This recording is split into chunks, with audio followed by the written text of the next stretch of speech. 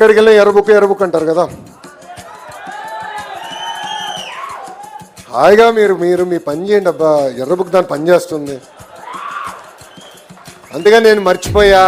ఎంత మర్చిపోతా స్వామి? ఎందుకు మర్చిపోవాలి స్వామి? తోట చంద్రని చంపేస్తే మర్చిపోమంటావా? నందం సుబ్బయ్యని చంపేస్తే మర్చిపోమంటావా?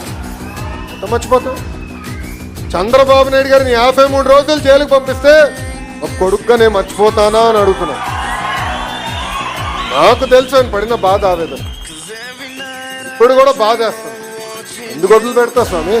మన పని మనం చేద్దాం, ప్రజల దగ్గరికి వెళ్దాం, చేయాల్సింది చేద్దాం. ఎర్రబుక్ దాన్ని పని చేసుకుంటూ వెళ్తుంది. అంతేగాని మర్చిపోయా ఏదో అయిందనేది ఉండదు. నా జీవితాంతం నేను మర్చిపోతాను. నాకు చాలా క్లారిటీ ఉంది. ఎందుకంటే తప్పు చేసిన ఎవరిని వదిలిపెట్టుకోవచ్చు. అధికారులు అయి ఉండొచ్చు, రాజకీయ నాయకులు అయి ఉండొచ్చు, పోలీస్ ఆఫీసర్లు కూడా అయి ఉండొచ్చు. ఆనాడు చెప్పా, చట్టాన్ని మీరు ఉల్లంఘిస్తున్నారు. చట్టాన్ని ఉల్లంఘిస్తే మటుకు నేను వదిలిపెట్టాను. కోర్టుకు తీసుకెళ్తాను, కోర్టులో రుజువు చేస్తాను మీరు చట్టాన్ని ఉల్లంఘించాను. నేను హెరాస్మెంట్ చేసే వ్యక్తిని కాదు, డైరెక్ట్గా చేయాల్సింది చేసే వ్యక్తి. వాస్తవాల దగ్గరికి వెళ్ళేది. అభివృద్ధి దాన్ని పని చేసుకుంటూ వెళ్తుంది, సంక్షేమం దాన్ని పని చేసుకుంటుంది, రాజకీయం కూడా దాన్ని పని చేసుకుంటూ వెళ్తుంది.